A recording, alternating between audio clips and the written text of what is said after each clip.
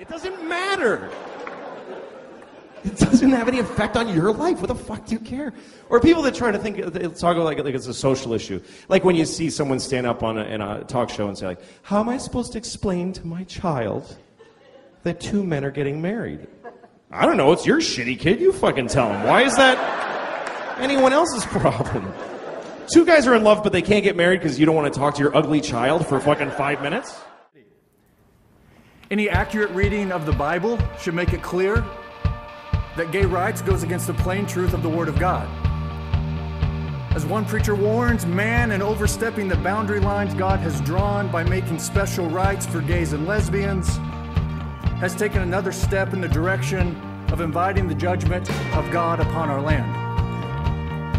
This step of gay rights is but another stepping stone toward the immorality and lawlessness that will be characteristic of the last days. Never in human history has marriage been redefined as between two men. Never in human history. Never in human history has marriage been defined as between two women. This is reckless social experimentation.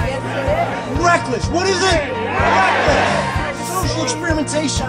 They do not know the consequences.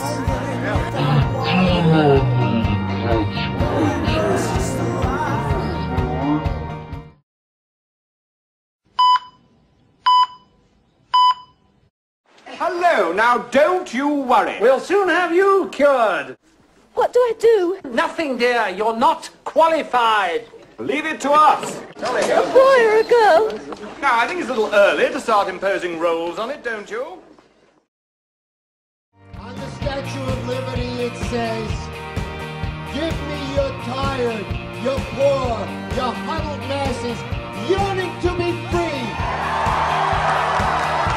On the Declaration of Independence it is written, all men are created equal and endowed with certain inalienable rights.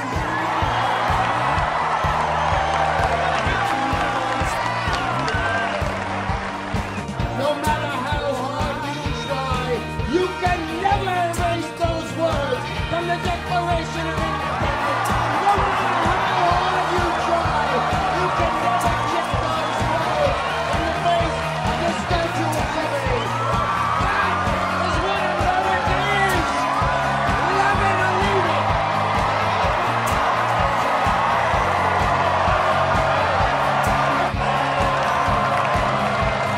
My name is Zach Walls. I'm a sixth-generation Iowan and an engineering student at the University of Iowa, and I was raised by two women. And the question always comes down to, well, can gays even raise kids? And the question, the conversation gets quiet for a moment because most people don't really have an answer. And then I raise my hand and say, actually, I was raised by a gay couple, and I'm doing pretty well. I scored in the 99th percentile on the ACT. I'm actually an Eagle Scout. I own and operate my own small business. If I was your son, Mr. Chairman, I believe I'd make you very proud. My family really isn't so different from yours. After all, your family doesn't derive its sense of worth from being told by the state, you're married, congratulations.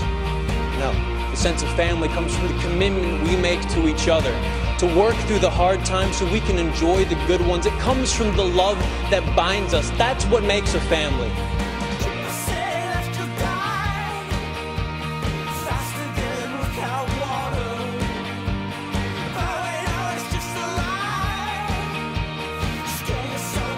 Alright, what about it being sinful? It's simple.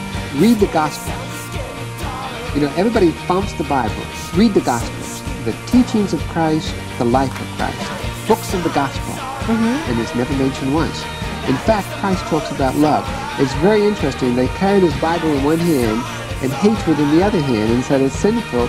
Christ himself said nothing about it. I don't know the Bible all that well, but I'm sure there must be some reference in the Bible to... But the Gospels, which is Christianity, Jesus, his life and his teaching, it is never, ever even hinted at, suggested, or even in any kind of context can you find anything like that. Just the opposite.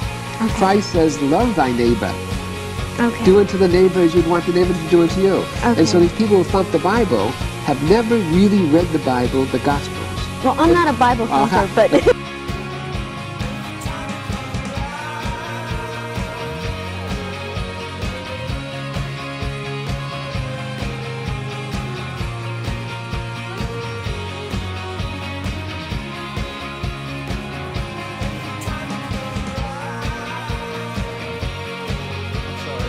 brought the wrong notes with me this evening. I've borrowed my argument from the wrong century.